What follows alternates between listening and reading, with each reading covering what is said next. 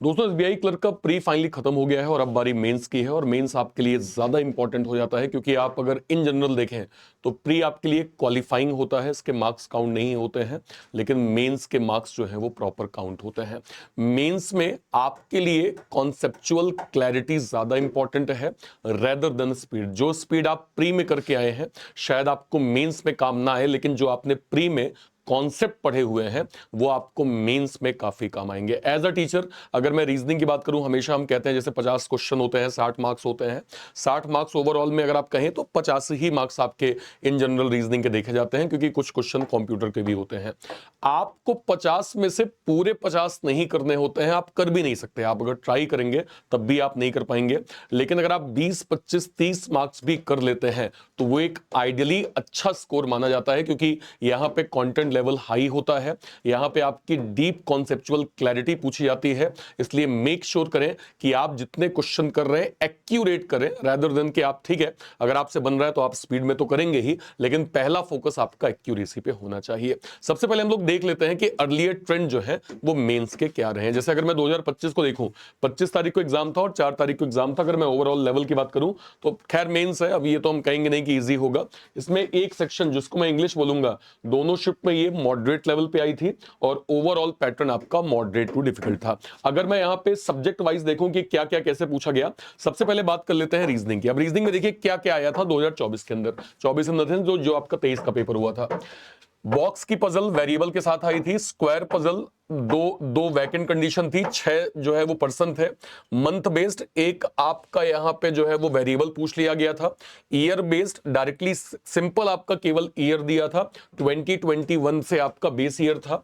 Designation एक आपका height वाली कंडीशन, मतलब साथ में एक वेरिएबल दे दिया था।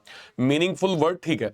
अब machine input 5 question, alpha numeric series 5 question, step based 2 question, conditional 2 question, blood relation 1 question, coded 4 question, new pattern coding 3 question, logical 8 question. अब मैं जब आपसे कहता हूं एज अ टीचर, हम सभी कहते हैं आपसे कि आपको एक सेट ऑफ क्वेश्चंस जो है यहां तक अगर आपके बन जाते हैं तो आपका एक सेफ जोन, सेफ स्कोर जो है वो बन जाएगा। इस पेपर में आप कौन कौन से ऐसे सवाल देख रहे हैं जो आपसे बन सकते हैं? देखिए अगर आप, चूंकि अभी आपको जो है वो मेंस देना है, आप पीओ का भी अभी जो है वो कंटेंट पढ़ रहे होंगे, पीओ का एग्जाम बहुत सारे लोगों का होगा। पीओ में बेसिकली ये वाले सवाल आपको ज्यादा पूछे जाते हैं। आप कह सकते हैं कि अगर आपके इसका बेसिक फंडामेंटल क्लियर है तो आप इस वाले क्वेश्चन को आराम से यहां पे बना सकते हैं।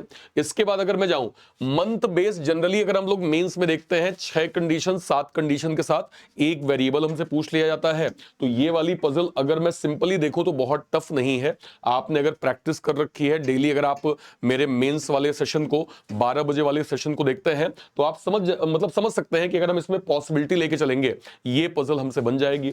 इसके बाद अगर मैं स्क्वायर वाले पैटर्न को देखो, देखिए क्लियर है ना भाई, 8 लोग हैं, 6 जो है वो पोजीशन है, 2 वैकेंट है। अगर हम वैकेंट की सिचुएशन को समझ लें, हमें मालूम है कि अगर मैं लेट सपोज कहूं कि ये ए है और ये बी है और इनके बीच में 3 सीट है और यहां पे एक पर्सन रख दिया मैंने, इसका क्या मतलब है? इसका मतलब ये है कि हम ए और बी के बीच में क्लियरली जानते हैं कि एक पर्सन बैठा है और ए और बी के बीच में क्लियरली यहां पे 3 सीट्स हैं। यानी सीट्स वैकेंट कभी भी एज अ पर्सन काउंट नहीं होती हैं। अगर हम ये बेसिक कॉन्सेप्ट समझ जाएंगे तो शायद इस तरह के क्वेश्चंस को हम आराम से निकाल पाएंगे। अच्छा, अगर मैं पजल में इन दोनों के बाद यहां देखूं, मशीन इनपुट बिल्कुल 100% पूछा जाता है और हमने अलग अलग पैटर्न के मेंस की क्लासेस काफी करी हैं। हम लगभग ये उम्मीद करते हैं कि आप मेंस का जो ये क्या कहते हैं मशीन है, इसको आप डिकोड कर लेंगे। इसके बाद अल्फा न्यूमेरिक 4 क्वेश्चन हमने स्टेप बेस्ड क्वेश्चन किए हुए हैं। स्टेप वाले क्वेश्चन 2 क्वेश्चन आराम से बन जाएंगे। कंडीशनल जो आपके सवाल होते हैं, कंडीशनल कोडिंग कैसे होती है, कार्ड बेस्ड हो जाती है या फिर आपको एक वर्ड देके उसमें 5-6 कंडीशन दे दी जाती हैं। ये भी बोला जाता है कि या तो कोई एक कंडीशन मैच करेगी या एक से ज्यादा कंडीशन मैच कर सकती है। तो हमने ये वाले क्वेश्चंस की प्रैक्टिस भी करी हुई है। इसके अलावा कोडेड डायरेक्शन हम कर सकते हैं, हम ब्लड यहां पे कर लेंगे। चलिए हम मान लेते हैं लॉजिकल में थोड़ी बहुत आपको प्रॉब्लम होगी क्योंकि लॉजिकल रीजनिंग है, हो सकता है सारे क्वेश्चन आपसे ना बने। अगर मैं यहां पे देखूं 3 क्वेश्चन, 7 क्वेश्चन, 8 क्वेश्चन, 8 के बाद 10 क्वेश्चन, 12, 16, 16 5 21, 21 के बाद अगर मैं यहां यहां पे जाऊं तो ये आपका एक 22, 27, 32, मैं नहीं कह रहा हूं कि आपसे ये लेट सपोज सारे ही बन जाएंगे, अगर आप इसमें 2 4 5 क्वेश्चन छोड़ भी देते हैं तब भी आपके 25 से, या मैं कहूं 22 से 25 आपके नंबर कहीं नहीं गए हैं। आप आराम से जो है वो रीजनिंग के अंदर इतने क्वेश्चन कर सकते हैं अगर आपकी बेसिक प्रैक्टिस अच्छी है तो। और ये चीज अभी हम लोग आगे देखेंगे। जैसे अगर आप यहां पे अटेम्प्ट्स देखें, उस साल का जब हमने उस क्या कहते हैं शिफ्ट का अटेम्प्ट जो है वो यहां पे निकाला था, तो नियर अराउंड रीजनिंग का जो एक एवरेज अटेम्प्ट गया था वो 21 से 23 हमने यहां पे देखा भी था। ओवरऑल यहां पे जो अटेम्प्ट बच्चों के बने थे लगभग 98 से 107 के करीब बने थे, लेकिन जो रीजनिंग का नंबर था वो लगभग 21 से 23 था। अच्छा, इसमें अगर मैं यहां पे और देख लूं, जैसे क्या कहते हैं, अगर मैं इंग्लिश की बात करूं, RC, phrase replacement, cloze test, double filler, error, match the column, starters, English की अगर हम बात करें तो जो प्री का पैटर्न होता है उसी का लेवल अप पैटर्न आपका मेंस में आता है।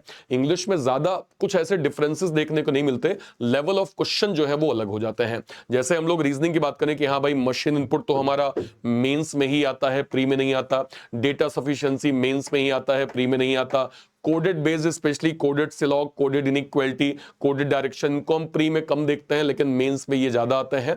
तो ये हमें सेट ऑफ रूल पता है, लेकिन इंग्लिश में आपको बेनिफिट है कि जो आपने पैटर्न पहले पढ़ा हुआ है उसके हायर लेवल पैटर्न आपको मेंस में देखने को मिलेंगे। अच्छा, मैथ्स की बात कर लेते हैं। Arithmetic 16-17 question. देखिए, जब हम अर्थमेटिक की यहां बात करते हैं तो यहां पे अर्थमेटिक लेवल अप आता है। जैसे प्रॉफिट लॉस का टॉपिक है तो उस टॉपिक के डेप्थ, कॉन्सेप्चुअल क्लैरिटी बेस्ड आपको क्वेश्चन जो है वो मेंस में मिलेंगे। ज्यादा से ज्यादा आपको सेक्शनल मॉक देना है, ज्यादा से ज्यादा आप कोशिश करिए कि आप कंप्लीट एक मॉक दीजिए। उस मॉक में देखिए सबसे अच्छी लर्निंग होती है मॉक देके। एक मॉक आपने दिया, लेट सपोज उसमें आपके 50-60 क्वेश्चन आ गए और आपका मैथ्स का चूंकि टोटल पैटर्न कितना 50 है, लेट सपोज मैं मानता हूं आपसे 20-25 क्वेश्चन बन गए, 25 क्वेश्चन गलत हो गए। अगर आप उन 25 क्वेश्चन को एनालिसिस कर लेते हैं, भले उसमें 1 घंटे लगे, 2 घंटे लगे, 3 घंटे लगे, अगर आप अच्छे से एनालिसिस कर लेते हैं, वो आपकी बहुत अच्छी प्रैक्टिस होती है अगर आपका बेसिक कॉन्सेप्ट क्लियर है। और चूंकि अगर आप मेंस की तैयारी कर रहे हैं तो मैं ये मानता हूं कि आपका बेसिक कॉन्सेप्ट क्लियर होगा। आप केवल और केवल अभी अच्छे नंबर ऑफ क्वेश्चंस को पढ़ना चाह रहे हैं, सीखना चाह रहे हैं, मिस्टेक्स को ओवरकम करना चाह रहे हैं, तो मॉक देके, सेक्शनल मॉक देके जो जो सवाल आपसे नहीं बने हैं उनको अच्छे समझ के, उनके जो है वो और क्वेश्चंस की प्रैक्टिस करके आप मैथ्स में भी एक बेटर स्कोर कर सकते हैं। Then pie chart 6-7 question, bar graph 3 question, line chart आपका 5 question, caselet DI 3 question, missing wrong number series 2 question, approximation आपका जो है वो 4 क्वेश्चन, क्वाड्रेटिक 3 से 4 क्वेश्चन, क्वांटिटी कंपैरिजन 5 क्वेश्चन। और यहां भी अगर मैं देखूं तो आपका जो क्या कहते हैं मैथ्स का जो अटेम्प्ट था वो लगभग आपका 23 से 27 के बीच में यहां पे अटेम्प्ट जो है वो हमें देखने को मिला था। ठीक है, ओके। इसके बाद हम लोग बात कर देंगे, यहां पे मैंने जीए को ऐड नहीं किया, जीए काफी वास्ट होता है, तो जीए इंस्टेड ऑफ मैं आपको बताऊं, मैम आपको ज्यादा बेटर गाइड कर देंगे, तो मैम जरूर एक सेशन लेंगे और वहां पे आपको जीए के बारे में और डिटेल पता चल जाएगा। ठीक है, अब बात कर लेते हैं अगले शिफ्ट की। अगले शिफ्ट में क्या हुआ, कौन कौन से क्वेश्चन जो हम बना सकते हैं। Machine input 5 question, word based का 1 क्वेश्चन बन जाएगा, नंबर सीरीज वही नंबर सीरीज की नंबर दे दिया, ऑड, इवन, +1 -1, इसके बाद इसको अल्फाबेटिकल या फिर जो है वो इंक्रीजिंग ऑर्डर है ना, ऐसा कुछ सीक्वेंस आपका। इसके बाद इनइक्वालिटी आराम से बन जाएगा, कोडेड सिलॉग बहुत दिक्कत नहीं आएगी, ब्लड रिलेशन लगभग जो है वो दिक्कत नहीं आनी चाहिए, लॉजिकल मैं मान लेता हूं 6 में से 6 आप नहीं कर पाए, चलिए 1-2 आपसे हो गया। न्यू पैटर्न आपका 4 क्वेश्चन, वैसे हमने न्यू पैटर्न को इतना पढ़ा हुआ है कि मुझे लगता है न्यू पैटर्न ना बने, ऐसा शायद ही बहुत बहुत रेयर चांसेस होंगे कि आप इस कोडिंग को ना कर पाए। और बहुत टफ नहीं आती, एसबीआई क्लर्क मेंस में बहुत टफ नहीं आती। अगर आपने बेसिक न्यू पैटर्न कोडिंग का फंडामेंटल पढ़ा है और उसके 5 से 10 सेट को लगाया हुआ है अलग अलग लॉजिक के साथ, तो आप डिकोड लाइव एग्जांपल में मतलब लाइव एग्जाम में आप कर लेंगे। ठीक है, इसके बाद जो है वो डेटा सफिशिएंसी 2 स्टेटमेंट बेस्ड आपके 4 क्वेश्चन। अब जरा काउंट करते हैं एक बार, देखिए यहां पे आपका 4 क्वेश्चन और ये आपका 4 क्वेश्चन, 12 3 15, मैंने लॉजिकल को काउंट नहीं किया, 15 18 के बाद 21 के बाद 26 27 28 के बाद चलिए एक्सिस बेस्ड, वैसे बहुत टफ नहीं होता भाई, आराम से जो है वो बन जाता है, इसको मैं साइड कर देता हूं। लीनियर वाले ब्लड हमने जो है वो ब्लड वाला जो भी आपका पजल होगा, सेटिंग होगा, उसका पैटर्न हमने सीखा हुआ है। मुझे लगता है अगर आप इसको ट्राई करेंगे बहुत दिक्कत आपको नहीं आएगी। इवन फ्लोर वाले क्या कहते हैं, फ्लोर वाली पजल में भी खास प्रॉब्लम नहीं आनी चाहिए। 13 फ्लोर है, 9 पर्सन है, 4 वैकेंट है। हमें वैकेंट का अगर कॉन्सेप्ट क्लियर है तो हम आराम से सवाल को बना सकते हैं। यानी यहां पे 33-34 नंबर, चलिए इसको मैं साइड कर देता हूं। आपको इन 34-35 क्वेश्चन में से 10 से 12 क्वेश्चन आपके गलत हैं, आपसे नहीं बने, तब भी आप जो है वो नियर अराउंड 23 से 26 स्कोर आप बना सकते हैं अगर आप इन टॉपिक्स को भी सिलेक्टेड तरीके से ट्राई करेंगे एग्जाम में। तो इसमें वैसे अटेम्प्ट कितना गया था सेफ अटेम्प्ट बच्चों का, एक बार देख लेते हैं। सेफ अटेम्प्ट यहां पे देखिए रीजनिंग का अगेन 22 से 24 हमें देखने को मिला। 22 से 24 आपका सेफ अटेम्प्ट है। मतलब क्या है कि आपको सेलेक्टेड क्वेश्चंस को यहां पे ट्राई करना है जो आपसे बन रहे हैं। देखिए मेंस में आपको टॉप नहीं करना है, लड़ना नहीं है, अपनी बहादुरी आपको नहीं दिखानी है, करे मैं तो 50 में 50, 50 में 60 मैं कर सकता हूं, कोई दिक्कत नहीं भाई। जितने क्वेश्चन आपसे बन रहे हैं फुल एक्यूरेसी के साथ करें। कि अगर आपको पेपर दिखा, हाँ जी हाँ ठीक है, चलिए डेटा सफिशिएंसी मैंने कर लिया, कंडीशनल कोडिंग मैंने कर लिया, चलिए न्यू पैटर्न कोडिंग कर लिया, कोडेड ब्लड कर लिया, कोडेड से लॉक कर लिया, नंबर बेस्ड क्वेश्चन कर लिया, मशीन इनपुट के पैटर्न को समझ लिया, उसके बाद हम पजल में गए, ये वाली पजल मुझे समझ में आ रही कि हाँ भाई हम ब्लड के डायग्राम को बनाएंगे, उसके बाद सवाल करेंगे, आराम से बन जाएगा। इसके बाद जो है वो फ्लोर बेस्ड पजल को हम यहां पे प्रॉपर बनाएंगे, ठीक है।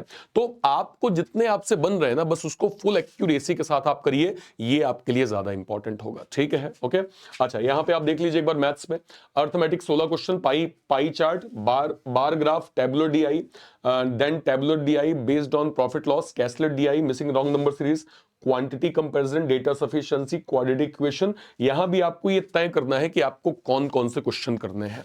मेक श्योर करें कि वो क्वेश्चन ट्राई करें जो आपकी, जिसमें एक्यूरेसी आपकी 100% हो, और ऐसे करते करते एक अच्छा स्कोर, अच्छा अटेम्प्ट जो आपका बन सकता है, बस वहां तक पहुंच जाइए। बस उतना ही आपके लिए जो है वो जरूरी है।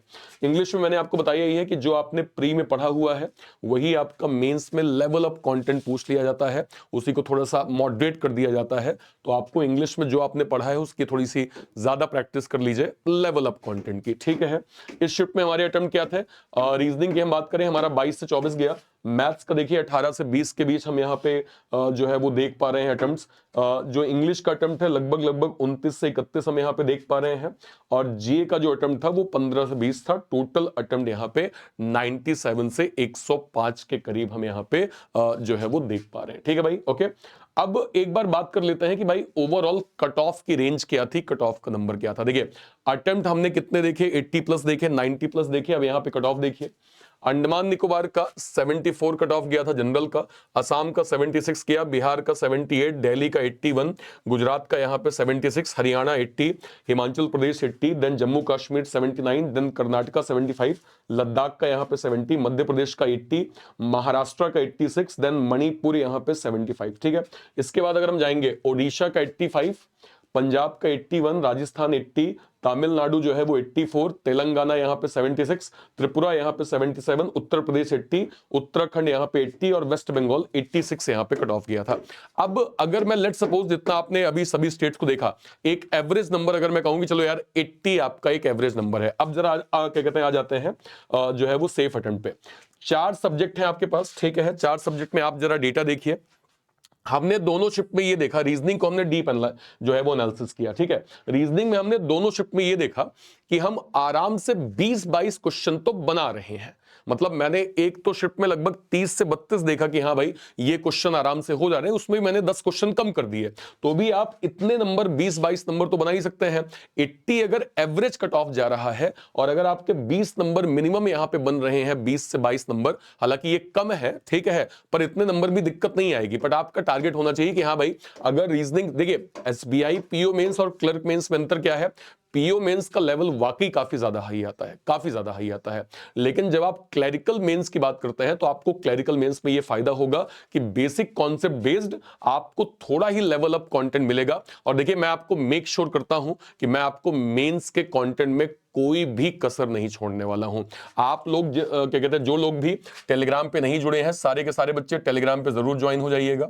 सभी लोग सर्च करेंगे क्या कहते हैं टेलीग्राम पे अर्पित सर रीजनिंग, ये टेलीग्राम चैनल आपको मिल जाएगा। सारे के सारे बच्चे जरूर ज्वाइन करें। इसमें मैं डेली आपको जो है वो कंटेंट प्रोवाइड कर रहा हूं, आर्टिकल प्रोवाइड कर रहा हूं। मैं मेंस का कंटेंट इसमें प्रोवाइड आपको करता जाऊंगा ताकि मेंस की प्रैक्टिस आपकी बेटर हो जाए। और रेगुलर बेस पे हम मेंस के कंटेंट को पढ़ने वाले हैं। सुबह 10 बजे और डेली 12 बजे आपको मेंस का मैं इतना शानदार कंटेंट देने वाला हूं कि यस, अगर आप बस कंसिस्टेंसी मेंटेन करें तो आपको नियर अराउंड 30 नंबर पाने से तो भाई रोक कोई नहीं सकता है। आपकी मेहनत है, जितना हार्ड वर्क करेंगे बेनिफिट आपको एग्जाम में उतना मिलने वाला है। ठीक है, तो 10 बजे और 12 बजे के सेशन को अभी जैसे ये पीओ का एग्जाम खत्म होगा इसके बाद हम लोग नॉन स्टॉप मेंस के सेशन को करने वाले हैं और डेली मैं आपको ऐसा यूनिक कंटेंट दूंगा कि यस रीजनिंग का अटेम्प्ट आपका बहुत आराम से 25 प्लस तो हो ही जाएगा। ठीक है, अब 4 सब्जेक्ट है भाई, इसमें आपने 20 प्लस कर लिया। इंग्लिश में भी आपने दोनों अटेम्प्ट में देखा कि हाँ भाई अच्छे अटेम्प्ट्स 25 प्लस तो हो ही रहे हैं। जीए अटेम्प्ट्स देखिए इसलिए कम हो जाते हैं क्योंकि देखिए जीए जो है वो एक प्रकार से पूरा एक मेमोरी गेम है भाई। आपने पढ़ लिया लास्ट के 6 महीने का करंट अफेयर, सामने सवाल मिला, आपको हिट किया, आपने तुरंत आंसर किया, नहीं किया तो फिर कोई दिक्कत नहीं है, फिर वो गड़बड़ हो जाएगा। तो जीए आपको देखिए, जीए आपको ज्यादा फोकस करना है समय जीए डेली एक करंट अफेयर का सेशन जिसको भी आप फॉलो करते हैं। और एक आपको क्या करना है, कंप्लीट जो है वो बुकलेट कैप्सूल मिल जाती है, अलग अलग वेबसाइट में आपको कैप्सूल मिल जाती है, उन कैप्सूल को रिवाइज करने का समय आप दीजिए। आप मेक श्योर करिए कि आप अर्ली सुबह कर रहे हैं, रात को सोने से पहले कर रहे हैं, किसी भी टाइम 2 घंटे 3 घंटे पढ़ रहे हैं। वो कैप्सूल को अगर आप 1-2 बार रिवाइज कर लेंगे उसका बेनिफिट आपको एग्जाम में काफी मिलेगा। जिस टीचर को आप फॉलो कर रहे हैं वो तो आपको प्रॉपर पढ़ाई रहे होंगे, साथ में कैप्सूल का कंटेंट, क्योंकि जीए स्कोरिंग मार्क्स होता है भाई, वही है कि वो हमारे गांव में एक कहावत है कि चले तो क्या है स्वर्ग पार और रुके तो फिर मतलब घर ही पे बैठ गए। कि जब अगर जीए बनता है भाई तो खतरनाक बनता है, और जहां पे हिट नहीं किया वहां पे फिर जो है वो अटेम्प्ट आपके नियर अराउंड इतने या इतने भी इससे भी कम हो जाते हैं। तो अगर जीए का एक ये रेशियो है तो मेक श्योर करेंगे जो आपके स्कोरिंग सब्जेक्ट है उसमें थोड़ा कमांड आप बना लीजिए। मैथ्स आपकी लेवल अप आती है भाई, मैथ्स में इसमें कोई दो राय नहीं कि मैथ्स आपको लेवल अप मिलेगी। अगर आप 20-22 नंबर कर रहे हैं अच्छा स्कोर है, हालांकि इससे ज्यादा आपको टारगेट करना चाहिए। 30 नंबर तो 25-30 तो बच्चे कर लेते हैं, बट अगर नियर अराउंड आप अगर 22-24 में भी जाके रुकते हैं उसको भी ज्यादा खराब स्कोर नहीं कहेंगे। बट ओवरऑल जो आपके एक एवरेज नंबर है वो अगर 80 नंबर, जो कि हम लोग कट ऑफ एक एवरेज 80 नंबर देख रहे हैं, इस कट ऑफ के आसपास जाता है तो आपके लिए एक विन विन सिचुएशन होगी और आप मेंस को भी बेटर वे में क्वालिफाई कर लेंगे। तो हमारा उद्देश्य ये है स्ट्रेटजी आपकी क्लियर हो, आपको ये पता हो कि आपको जो है वो रीजनिंग में सिलेक्टिव कैसे अप्रोच करनी है, मैथ्स की सिलेक्टिव अप्रोच जो है वो अप्रोच कैसे करनी है, सेम इंग्लिश की सेम जीए की, ताकि हम ओवरऑल जब एक मार्क्स देखें तो वो मार्क्स के परिणाम हमारे अनुकूल हो जाएं। ठीक है, अभी हमारे पास लगभग देखिए 1 महीने का समय, हम ये उम्मीद करते हैं कि मार्च के लास्ट तक जो है वो एडमिट कार्ड जो है वो मेंस का हमें देखने को मिल जाएगा। पॉइंट ये है कि एसबीआई कभी भी प्री के रिजल्ट और मेंस में ज्यादा समय आपको नहीं देता है। मुझे याद है कोरोना के टाइम पे, कौन सी ईयर की बात है, 20 अक्टूबर को रिजल्ट आया था, 31 अक्टूबर को एग्जाम था, मतलब 10 दिन का गैप था भाई। अब बच्चे परेशान कि 10 दिन में क्या है ना। तो इंस्टेड ऑफ दिस कि आप प्री के रिजल्ट का वेट करिए, आप मेंस की तैयारी अभी से चालू कर दीजिए, क्योंकि मेंस आपके लिए ना केवल एसबीआई क्लर्क मेंस में काम आएगा, एसबीआई पीओ मेंस में काम आएगा, आईबीपीएस पीओ मेंस में काम आएगा, आईबीपीएस क्लर्क मेंस में जो है वो काम आएगा। मेंस जो आप पढ़ेंगे ये हर एक एग्जाम में आपके लिए हेल्पफुल होगा, इसलिए आपको रुकना नहीं है। आप अभी आपको ज्यादा अनुशासित होने की आवश्यकता है। वो कहते हैं ना कि टॉप पे पहुंचना इंपॉर्टेंट नहीं, उसको मेंटेन करना इंपॉर्टेंट है। प्री क्वालिफाई करना इंपॉर्टेंट नहीं भाई, मतलब इन जनरल में कह रहा हूं, प्री क्वालिफाई करना इंपॉर्टेंट नहीं है। प्री के बाद जो मेंस को पढ़ना है उसमें आपका अनुशासन ज्यादा मैटर करता है। अभी आप ऐसा मत करिए कि अरे प्री मेरे 90 अटेम्प्ट्स हो गए, अरे अब मैं तो आराम से अब मैं सोऊंगा 10 दिन बाद पढ़ना। नहीं भाई, अभी आपके अनुशासन की ज्यादा आवश्यकता है, क्योंकि ये समय ज्यादा क्रूशियल हो जाता है आपके लिए। तो मेंस के लिए ज्यादा से ज्यादा आप जो है वो समय पहले तो प्रैक्टिस में दीजिए, कोशिश करें डेली अगर एक मॉक हो पाए तो, क्योंकि डेली एक मॉक काफी हद तक आपके लिए जो है वो, क्योंकि एक मॉक देना, मैं ये कहूं कि आप एक मॉक दे रहे हैं बस इतना करते हैं, नहीं मजा नहीं आएगा। अगर आप एक मॉक दे रहे हैं उसको रिवाइज करने के लिए भी टाइम दीजिए। हो सकता है रिवाइज में आपको 1 दिन और लग जाए, तो चलो भाई अल्टरनेट मॉक दे देते हैं, लेकिन जो मॉक आप दे रहे हैं उसका रिवीजन आपको करना काफी ज्यादा इंपॉर्टेंट है। अगर 50 नंबर का रीजनिंग का पेपर है, आपने 25 क्वेश्चन कर लिए और 25 क्वेश्चन आपसे नहीं बने, तो जो 25 क्वेश्चन नहीं बने हैं उसको जितना ज्यादा एनालिसिस करेंगे बेनिफिट आपको उतना ज्यादा जो है वो मिलेगा। ठीक है भाई, ओके।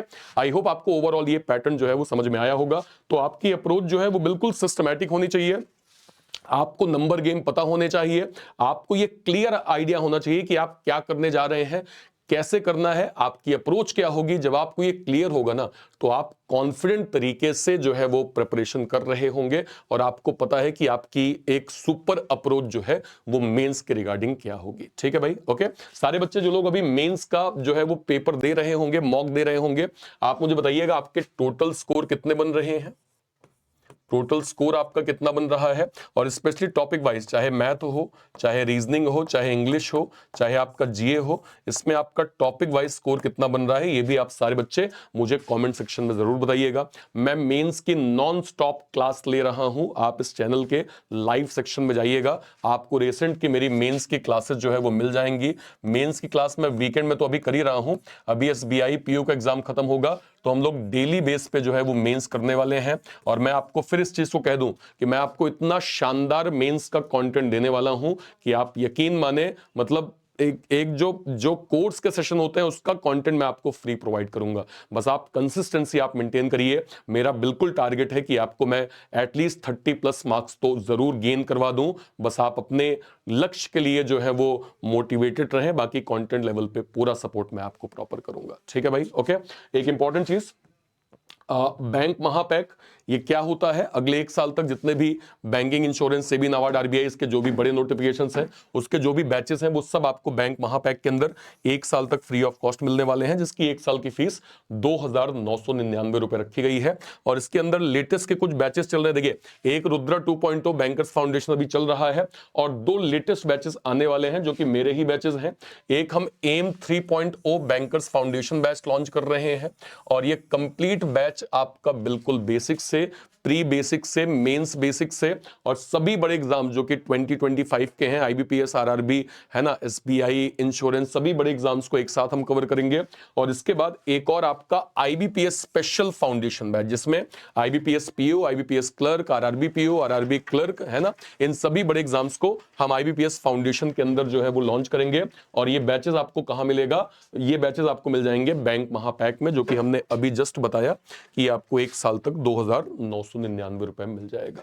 तो आज के आज अवेल करें, बिल्कुल बेसिक से पढ़ना आप स्टार्ट करें। Till then, bye bye, thank you so much, thank you so much, जय हिंद, थैंक यू, थैंक यू।